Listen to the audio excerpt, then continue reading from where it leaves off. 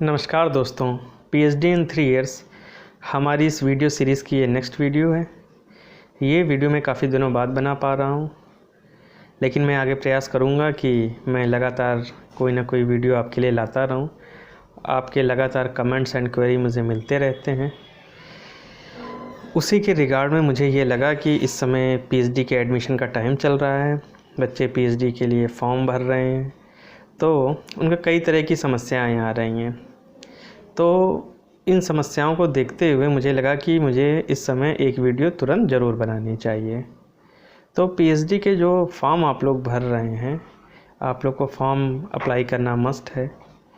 उसके साथ ही एक जो क्वेरी मेरे पास सबसे ज़्यादा बच्चों से के द्वारा आ रही है, वो क्वेरी ये है कि सर मेरा रिटर्न निकल गया है या फिर मैं CSIR नेट JRF हूँ, मैंने कई सारे रिसर्च इंस्टीट्यूट एंड यूनिवर्सिटीज़ में पीएचडी के लिए अप्लाई किया है और मुझे वाइवा के लिए बुलाया गया है, या रिटर्न पास करने के बाद इंटरव्यू के लिए कॉल लेटर आया। वाइवा या इंटरव्यू के लिए कॉल लेटर आपको आया हुआ है। IITs या यूनिवर्सिटीज़ या डिफरेंट जो लैब्स हैं इंडिया की, वहाँ से आपको कॉल लेटर आए हैं कि आप आइए और अपना इंटरव्यू प्रेजेंट करिए पैनल के सामने।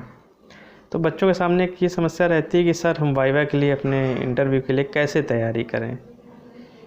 तो ये एक प्रोमिनेंट क्वेश्चन है जो पहले भी मुझसे बहुत पूछा जाता रहा है, और मेरी वीडियो देखकर बच्चे लगातार कमेंट करते हैं, मुझसे कांटेक्ट करते हैं और वो यही क्वेश्चन करते हैं।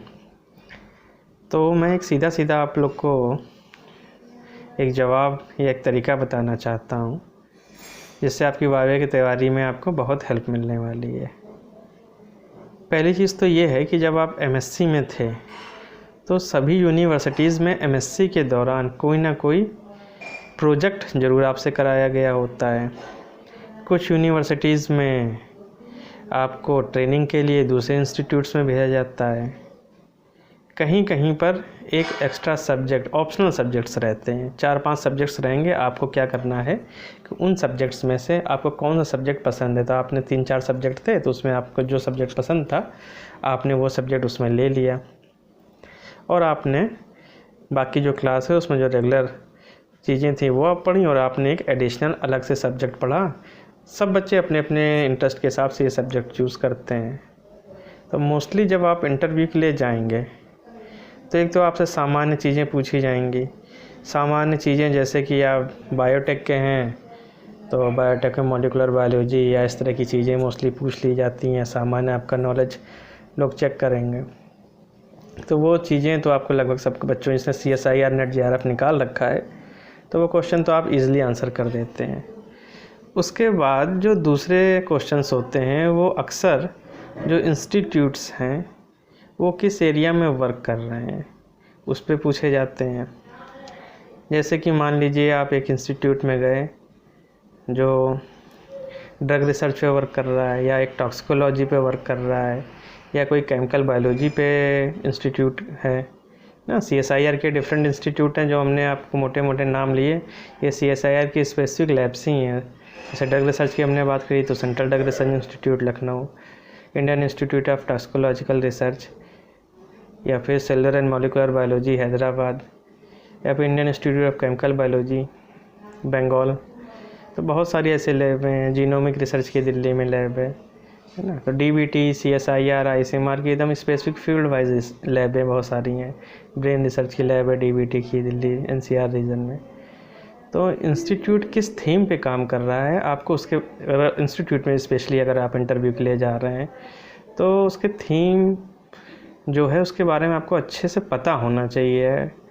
फॉर एग्ज़ाम्पल, आप एक इंस्टीट्यूट में जाते हैं जहाँ पर ड्रग रिसर्च पे वर्क होता है, तो भाई ड्रग रिसर्च क्या है, कैसे होता है, उसका कुछ बेसिक फ़ायदे नुकसान क्या उसके प्रॉमिसेस हैं, तो इसके बारे में आपको एक बेसिक आइडिया पता होना चाहिए। अगर आप वहाँ पे इंटरव्यू के लिए जा रहे हैं, इसका मतलब आप उस फील्ड में वर्क करने के लिए इंटरेस्टेड हैं, तो उसके बारे में आपको बेसिक चीज़ें पता होनी चाहिए।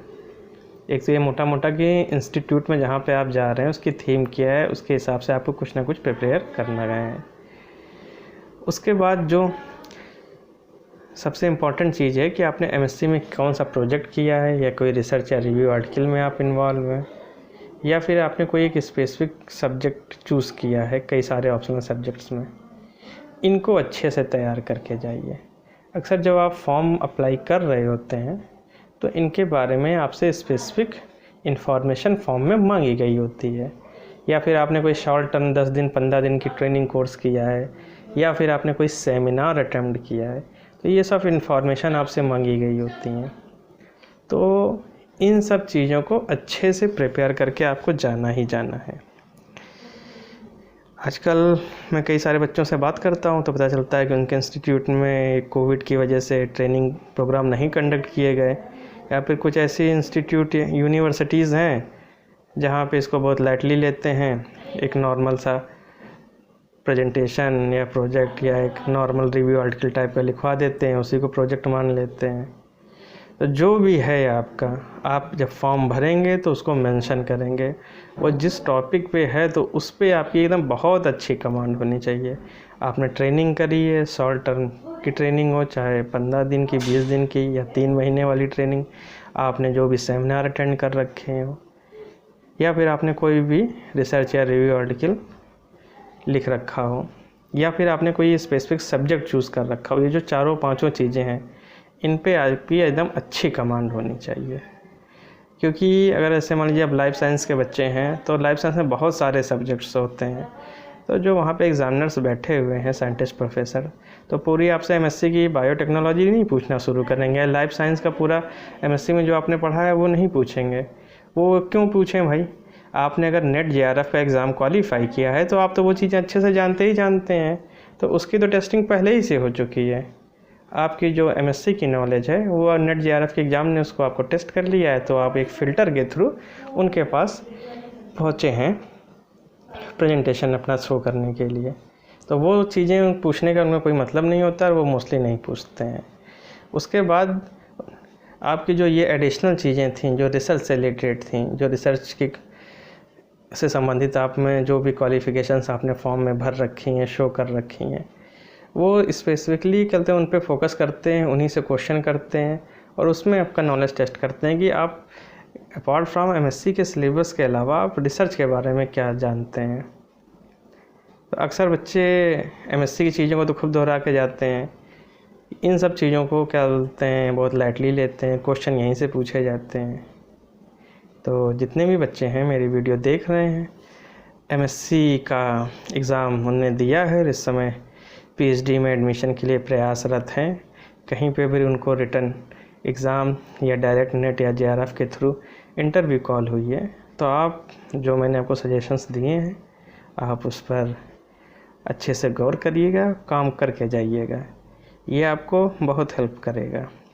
मैं एक चीज़ और आपको बताना चाहता हूँ कि जब मैं पीएचडी में था तो मैंने एक छोटा सा प्रोजेक्ट किया हुआ था। वो प्रोजेक्ट उस समय पर बायो इन्फॉर्मेटिक्स एक नई चीज़ थी, तो प्रोटीन की जो मॉडलिंग होती थी वो बायो इन्फॉर्मेटिक्स के थ्रू प्रोटीन मॉडलिंग का उस समय वर्क एक नया नया आया हुआ था। तो मूव मिलिन येलो मोज़ेक इंडिया वायरस, ये पल्सेस में डिजीज़ करने वाला एक वायरस होता है, उसकी कोड प्रोटीन जो होती है उसकी मैंने इन सिल्को मॉडलिंग करी थी। इन सिल्को मॉडलिंग का मतलब आप जानते हैं, कंप्यूटर के थ्रू प्रोटीन के स्ट्रक्चर का प्रेडिक्शन करना। उस वर्क को मैंने Indian institute of pulse research की एक जर्नल है जिसका नाम है जर्नल ऑफ फूड लेग्यूम, जिसकी नास रेटिंग 4+ है। 4+ का मतलब नास रेटिंग एक बहुत अच्छी जर्नल होती है, उसमें मेरा ये रिसर्च वर्क पब्लिश हुआ था। तो जब मैं पीएचडी के इंटरव्यूज़ देने जाता था तो मैं अपनी एडिशनल क्वालिफ़िकेशन है अपने प्रोजेक्ट्स के बारे में लिखता था कि मैंने प्रोजेक्ट ये किया हुआ है और इसमें मेरा ये एक पब्लिकेशन है जो फॉर्म के साथ अटैच्ड होता था।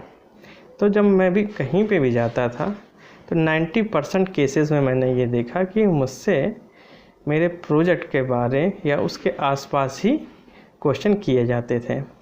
अब जैसे कि मैंने आपको बताया कि ये एक वायरस था, वायरस की प्रोटीन कोड प्रोटीन थी, उसकी हमने मॉडलिंग करी थी, तब कई सारे एस्पेक्ट हो गए।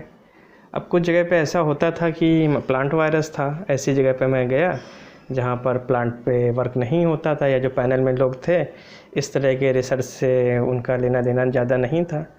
लेकिन जो ब्रॉड फील्ड है, वायरस क्या है, वायरस पे चर्चा होने लगी, एनिमल वायरस, प्लांट वायरस, तो ये भी तो आपके बायोटेक का हिस्सा है।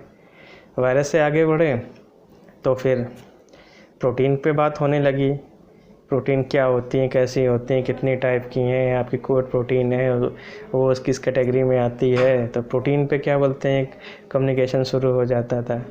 अब प्रोटीन पे जब कम्युनिकेशन ख़त्म हुआ तो फिर अधिकतर लोग तो उस समय जो थे साइंटिस्ट, वो जो इन सिलिको मॉडलिंग होती थी, या तो उससे ज़्यादा उनका लेना देना नहीं था, या फिर जो इनएक्यूरेट मेथड था तो उसको उतना ज़्यादा प्रेफर नहीं करते थे। तो उस पर जिसको बात करनी होती थी, जो उस फील्ड के लोग थे, तो वो उस पर थोड़ी बहुत उस पर क्वेश्चन करते थे। नहीं तो जो प्रोटीन के स्ट्रक्चर डिटर्मिनेशन के एक्सरे, क्रिस्टलोग्राफी है, ये जो मेथड्स हैं, इन पे बात होने लगती थी कि जो और कौन सी टेक्निक्स हैं, ठीक है, वो कैसे वर्क करती हैं, ये टेक्निक उस टेक्निक के बीच में कंपैरिजन, एक दूसरे के फ़ायदे नुकसान, ये सब चीज़ें, ये सब क्वेश्चन अराइज़ किए जाते थे।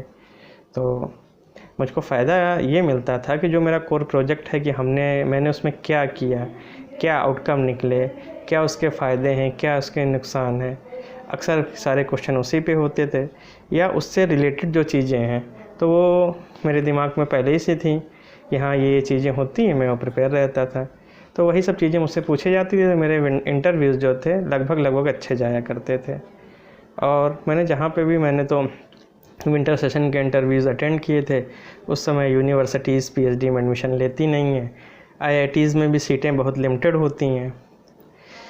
तो सीएसआईआर के जो इंस्टीट्यूट्स रहते थे, कुछ वहाँ पे मैंने इंटरव्यू दिए, डीवीटीज़ में दिए। तो मैंने जहाँ पे भी इंटरव्यू दिया, मुझे हर जगह सेलेक्ट कर लिया गया।